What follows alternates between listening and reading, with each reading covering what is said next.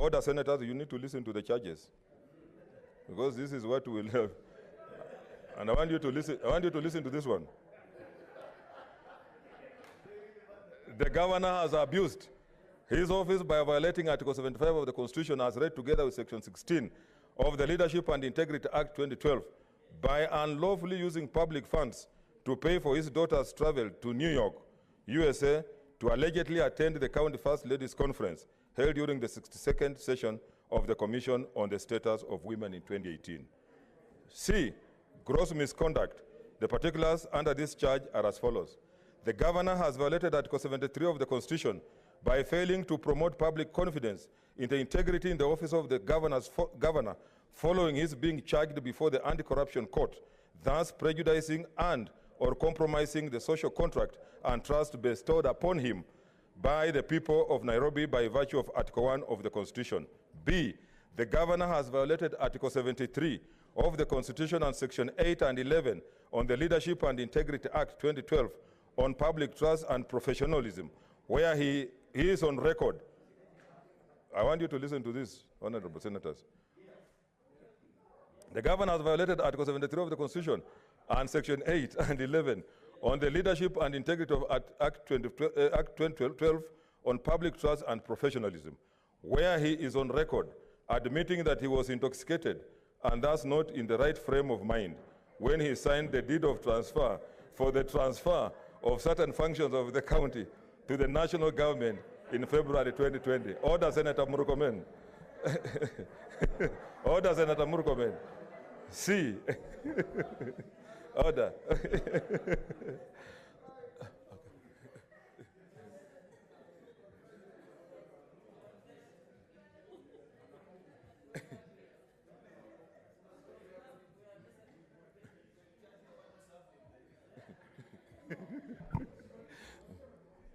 Okay, I proceed.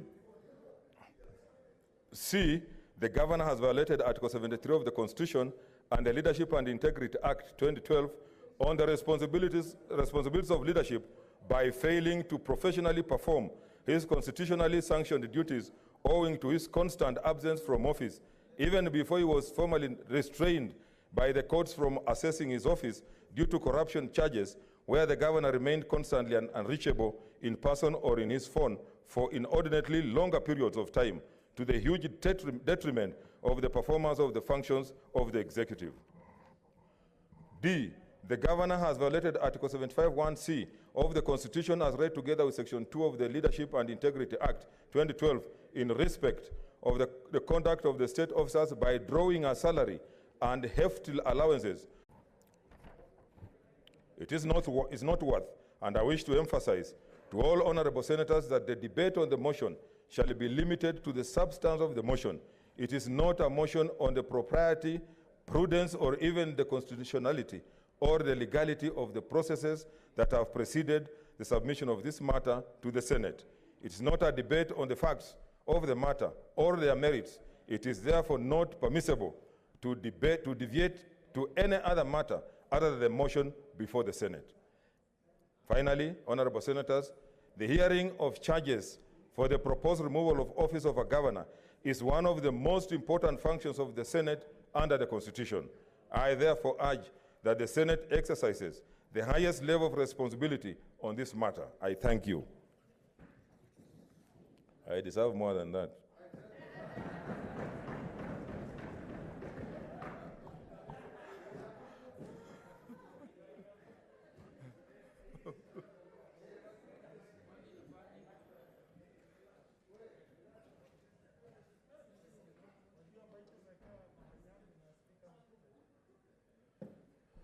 Senator Omanga, you can walk faster than that.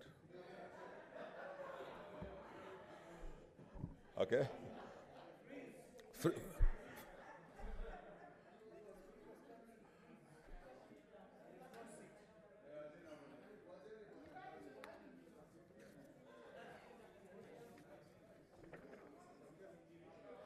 Okay, honorable senators, order. I have another communication on holding of a hybrid sitting during the special sitting of the Senate to consider the proposed removal from office by impeachment of the governor of Nairobi City. Honorable Senators, the sitting today is special in several ways.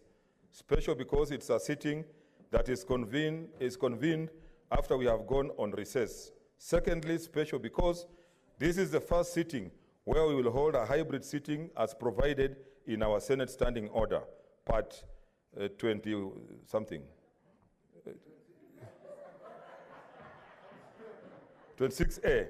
According to the interpretation of the standing orders, a hybrid virtual sitting is a sitting that entails a sitting or meeting consisting of senators who are physically present at the location of the sitting or meeting, and senators who participate in the sitting or meeting virtually from a remote location through the use of technology. Honorable Senators, the prevailing COVID-19 pandemic has affected each one of us in one way or the other. Noting that its prevalence continues to increase and in line with the COVID-19 guidelines on keeping safe, I have determined that it's indeed imperative that we hold a hybrid virtual sitting to accommodate our colleagues who are not in a position to attend and participate physically. Honorable Senators, in order to ensure decorum, effective and efficient conduct of the hybrid sitting, I hereby wish to give the following guidelines. 1, login. The online platform to be used during the sitting will be Zoom video communication. 2, earlier on today, I issued guidelines on the hybrid virtual sittings where I informed senators who intended to participate in the sitting virtually to conduct the office of the clerk of the Senate at least 30 minutes before the sitting commences to enable the Secretariat to facilitate them with the login credentials. 3, senators participating virtually must log in using their full names and their video must be on. What we mean is you must be seen. Powers and privileges. A senator shall enjoy and exercise the powers, privileges, and immunities bestowed on Parliament by the Constitution, the Parliamentary Powers and Privileges Act 2017, and any other written law. Attire and decorum.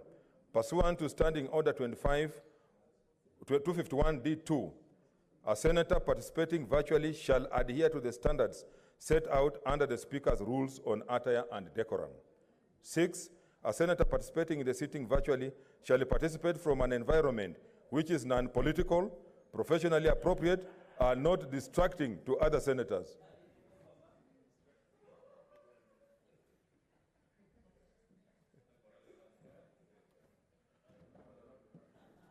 Yeah, what we mean is you may appear dressed half naked and you start distracting people from concentrating. 7, a senator shall not participate in a virtual sitting of the House while in the chamber. 8, a senator participating virtually must have their microphone on mute and unmute only when called upon by the presiding officer to speak. 9, a senator shall be visible to the presiding officer in order to be counted for the purpose of establishing a quorum, taking a decision, or voting on a matter. 10, a senator experiencing a technical problem while participating in the proceedings. Order.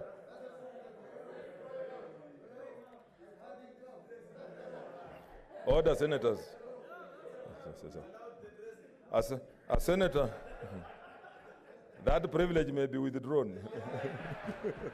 Take your seat.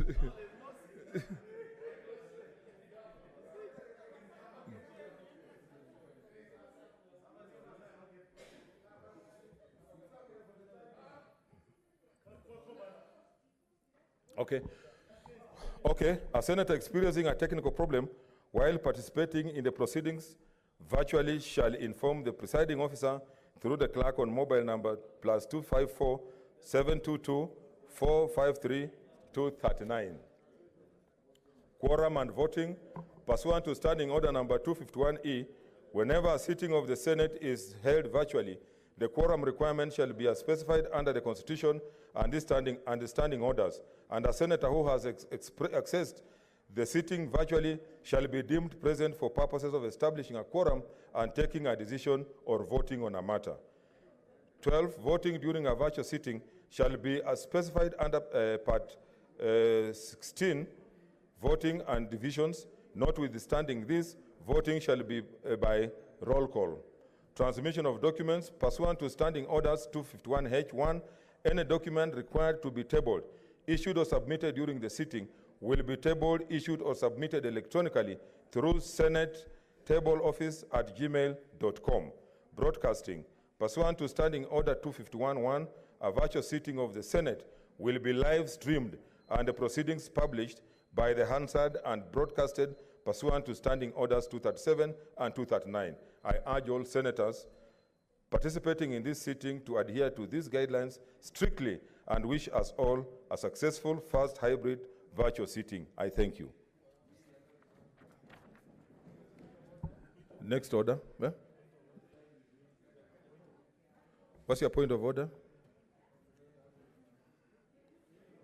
No, there's messages. Thank you, Mr. Speaker. Mr. Speaker, I have two issues on your last communication. Number one, will it apply in the next sitting concerning this matter? Number two, can you allow an intermediary? Just come.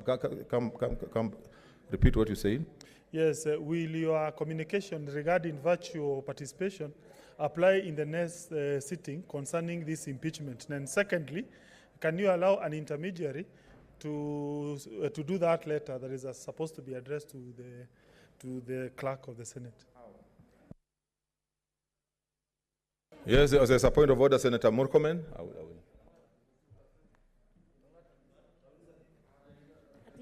Mr. Speaker, thank you. I know we passed we changed the order paper, the standing orders some 3 months ago. Mr. Speaker, the question I really want to confirm is that at what stage? Order, senators, order. I need to get what the Senator Murkomen is communicating. Thank you, Mr. Speaker. You know, Mr. Speaker, this has been a cause of controversy in many county assemblies. I know we will not go to the merits of the case that is before us, but we know that it was reported all over the media that one of the controversies was the electronic voting and virtual participation of County Assembly of Nairobi, just like many other county assemblies across the country on this issue. To ensure that, Mr. Speaker, there will be no situation where this House will be reduced to the chaos that we've seen in county assemblies. At what stage will you communicate, like for example in this situation you gave us a notice before 1:30 for senators who wanted to participate virtually. Now when the sitting convenes like we've convened today, at what point are you supposed to communicate to the Senate that apart from those of us who are sitting in the chambers, so and so is already participating virtually? The reason for that, Mr. Speaker, is so that we don't find ourselves in a situation where at some point we'll be told so and so was part of the proceedings, but Mr. Speaker, we cannot verify the results of those proceedings. I really hope that that can be done. Number two, when it comes to the voting, can a senator participating virtually vote electronically, or is going to vote by voice? Mr. Speaker, the reason for that again is because sometimes even here, if you vote by using the machine, sometimes people press no when they meant yes, or yes when they meant no, or abstention. At what stage, and then they have an opportunity to appeal to you and it's corrected. Someone participating virtually, Mr. Speaker, if he was only going to vote electronically, may not have the benefit of confirming whether the vote reflected no or yes or abstention as may be. Is that person who's voting virtually going to be allowed to vote electronically, or might it not be better to vote by voice? Thank you, Mr. Speaker. Okay, there's a point of order from Kajwang. I'll respond to them. Senator Kajwang. Mr. Speaker, I've been one of those advocating for virtual and hybrid sittings, and I'm glad that today, on a very important matter, we are going to put it to the test. I have looked at Standing Order 251H. Sorry, that's 251F, Standing Order 251F on voting, particularly when you're doing the virtual or hybrid sittings. Mr. Speaker, it leaves a lot of room for interpretation. Because this standing order says that where decision is to be made by way of secret ballot, a senator shall cast their vote either by roll call or electronically. Now, the problem with that, Mr. Speaker, is that if a senator is sitting behind a computer screen somewhere and they have logged into the Zoom platform that we have adopted, it is possible that they can be online but not physically present at the time of voting, such that if the vote is electronic, anybody else close to that device can cast that electronic vote. Mr. Speaker, could you just tighten those gaps and make it clear that the vote on this particular subject for which the Senate has been called back into a special sitting shall be by roll call? And by roll call means that a senator sitting and voting virtually must physically be present and must be seen, rather than it being an electronic vote, Mr. Speaker. There's a point of order from Chariot and then Ledama. Just press your, then Senator Linturi. Thank you, Mr. Speaker. Mr. Speaker, as a long-serving member of the ICT, want to delay this decision is that we are in the final stages of procuring an e-parliament system that will take care of the fears like what Senator Kajwang is raising, where at the point of decision-making, the biometric passwords that have been input into the system ascertain that that vote is a particular member who's casting that particular vote, Mr. Speaker. And therefore, without communication that has elicited these points of order. Mr. Speaker, Standing Order 251F3. Order, whose phone is that?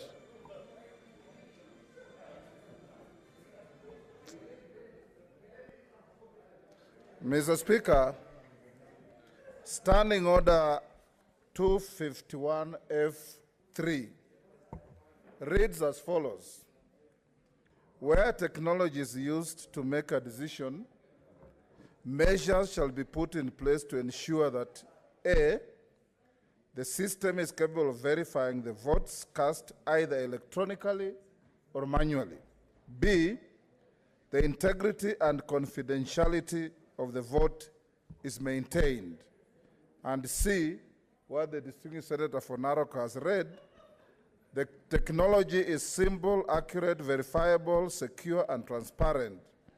Mr. Speaker, we would be interested as a House to know what measures have been put in place to ensure that the system is capable of verifying the votes cast, and B, the integrity and confidentiality of the vote. You have recalled this House from recess, Mr. Speaker. Every member has been obligated, and indeed they are all present, to participate in this debate. And like the Senator for Narok has said, we have not even carried out any mock trial on this system to test its efficacy. So we don't want to start experimenting on a matter that is going to determine the life, the politics, and the future of an individual whose constitutional guarantees are very clear. So I want to urge you, Mr. Speaker, that even as these new standing orders, and it's unfortunate that when these new standing orders came into effect, unlike in the past, the House was never called together to be walked through and be told that these are possibilities as we go to the future. The only measures that have been taken by Parliament to help members participate virtually is that we are sent routinely some airtime without caring whether you are going to put it on your phone or not. We don't even know whether every member here has a smartphone in the first place, Mr. Speaker. So I want to urge that we go to the old system. Even if we vote electronically, we have done before, it must be a member physically present and voting. Thank you, Mr. Speaker. Order, senators. Senator Kibiru has logged in. Let us see how it works. Be patient. I'm speaking from Kirinyaga, and it is good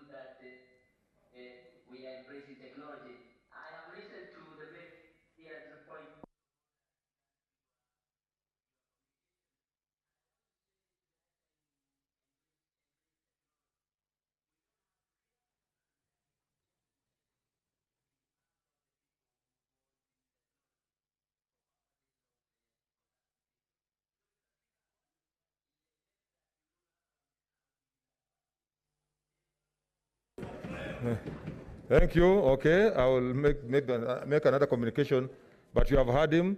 Senator Harake. Oh, sorry. Senator Linturi came faster, sorry. Yeah, thank you, Mr. Speaker, for this opportunity. Mr. Speaker, I have heard my colleagues speak on to this matter. And Mr. Speaker, with tremendous respect, I want to invite you to apply your discretion to determine on this matter because of the seriousness of the debate that is before this House today. Mr. Speaker, why I have a problem with the combination is, Mr. Speaker, number one, you realize that having heard the directions that you gave in regard to area where you sit, how you should be dressed, and so that you are able to contribute to the matter before the House, I am, number one, left wondering whether we have that capacity to establish whether that particular area where one is seated complies with your directions. Number two, Mr. Speaker, the matter before this House today is not a simple matter. It's less than 2 years ago, this country was almost going into war because, for those that listened to Senator Orengo, in the election petition between the current president and Raila Odinga, there was a problem of access to servers when voters or votes required verification because they were transmitted electronically and people can be able to take control of our system.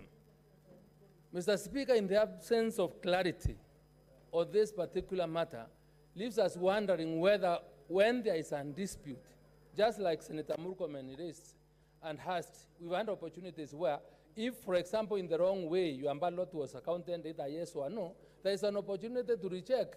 So if it's being done electronically today, then may end up being very difficult for us to ascertain, or for the person who is in a remote place and where the network is not stable, then we will be able to lose out, Mr. Speaker. So, Mr. Speaker, I think I am of the view that considering this system has not been tested before, we are trying it. I appreciate the extent to where we've gotten in terms of technology, but we cannot forget the fact that some complaints have been raised here and there about use of technology, and especially on the matter in which the proposed or the impeachment was done. And I wouldn't want us to get ourselves into, as a House, to a situation whereby we will also end up in such a problem. So, Mr. Speaker, I beseech you to apply your discretion and allow us or the members participate physically on this matter to safeguard the integrity of this process, because, Mr. Speaker, you can imagine you may have been abducted by people that have interest in this matter, and you are sitting in somewhere and you are being told this is what you must do, because you can't rule it out. So, Mr. Speaker, please apply your discretion to guide this House specifically on how we must deal with this matter, because it's new and it's the first time we are doing it. Thank you. Senator Harake, you know you logged in. Senator Harake, just take your seat. You don't carry your hand up. You just... Thank you, Mr. Speaker. Mr. Speaker, I am at a loss as to how we are questioning the use of technology and how the use of technology can affect the integrity of the decisions of this House, when for the last 8 months or almost a year now, we've been conducting business in virtual rooms, Mr. Speaker.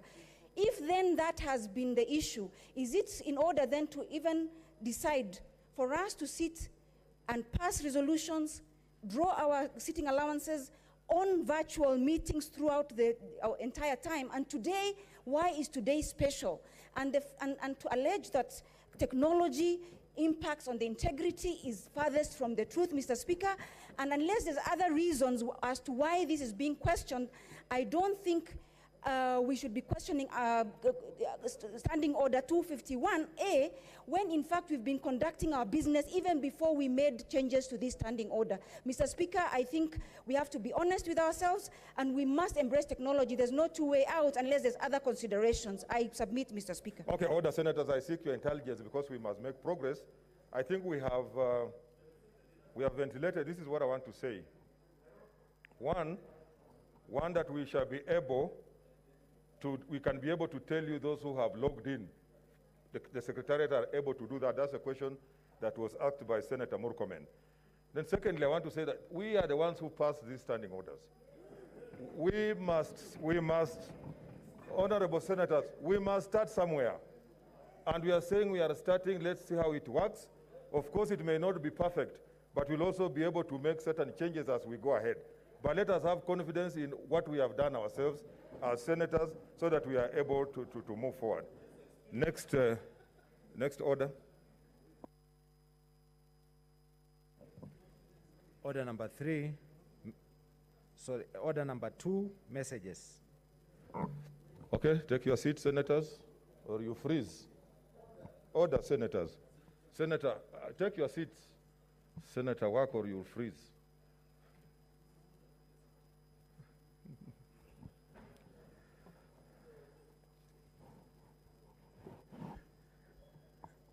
Take your nearest seat. Honorable Senators, I wish to report to the Senate that pursuant to Standing Order number 41.3, I have received the following message dated 7th December 2020 from the Speaker of the National Assembly regarding the passage of the National Assembly of the T-Bill, Senate Bill number 36 of 2018. Pursuant to the said standing order, I now report the message. I quote, pursuant to the provisions of Standing Order 41.1 and 142 of the National Assembly Standing Orders, I hereby convey the following message from the National Assembly. Whereas the T-Bill, Senate Bill number 36 of 2018, was passed by the Senate on Wednesday, 12th June 2019 with amendments and referred to the National Assembly for consideration, and whereas the National Assembly passed the said bill on Thursday, 3rd December 2020 with further amendments attached herewith, now, therefore, in accordance with the provisions of Article 1, Order number 41, 1, and 144 of the National Assembly Standing Orders, I hereby convey point of order. Okay, log in afresh so that I'm able to know which are the new points of order. Thank you, Mr. Speaker, and for that very good communication. Mr. Speaker, I rise in a point of order seeking your directions. And taking into account that I come from a county where 80% of our main core business is tea, that you give a direction. This bill being so important that the committee has only 7 days to report back to the plenary on its deliberation of those amendments, so that if those directions are given, we go home, we give a Christmas gift to the tea farmers of Murang'a and other parts of tea growing areas, as opposed to procrastinating on this very important matter and a very good bill that was discussed by this Senate, and which we know it is going to empower the millions of tea farmers in the entire Republic of Kenya, and most importantly, my county of Murang'a. Thank you. Senator Cheriot. Thank you, Mr. Speaker. Mr. Speaker, I want to appreciate your communication. This is a very important message to the tea farmers of this country, that day and day, their day of freedom is nearing. Mr. Speaker, I want to agree to the proposal of Senator Kangata that indeed it is possible, and I have seen Senator Kibiru, Senator for Embu, Njeru Ndwiga, the chair of Agriculture Committee, that he has logged in, that it is possible, as is being proposed by Senator Kangata, for them to meet and within 7 days iron out any of the issues that may arise out of the amendments that were done by the National Assembly. The National Assembly, Mr. Speaker, did a lot of work on this bill, did a lot of public participation, and it points out to the fact, Mr. Speaker, that part of the things that we need to do in enlarging democracy and the participation of colleagues in this House is to ensure that when you have a bill such as this that is cross-cutting, to to have members of both houses participate in ways other than what is currently being provided. Mr. Speaker, I had the chance to join our colleagues from the National Assembly in public participation, and I listened to how passionately tea farmers were pleading with us that we conclude this particular exercise. I know there are one or two issues that are being raised by our colleagues. Senator Gideon Moi, for example, has spoken to me in his private capacity as a player in the tea industry on certain concerns that certain players will have. I believe those are issues that can be resolved at the committee of Senator Njeru Ndwiga, such that they put their concurrence and give the safety measures so that investors in the tea sector do not feel as if we are stifling their rights as we pursue those of ordinary citizens. So thank you, Mr. Speaker. Please direct so that we can hasten the process. Order, Senator. This was just a message from the National Assembly, and I have already directed that the Committee on Agriculture takes up the matter and concludes it. So we are not opening a discussion now because it is just a message. It will come. It's a message from the National Assembly. Yeah, we don't debate messages, Senator Cherargei. Let's proceed. I have already given a ruling. Next order. Next order. Order number 3, notice of motion.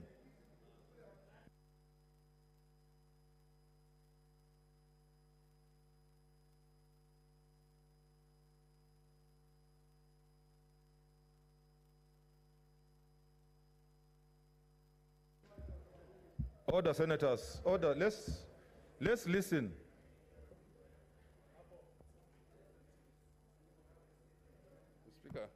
Speaker, sir, for the convenience of the House, I propose we skip that. I'm not going to give notice.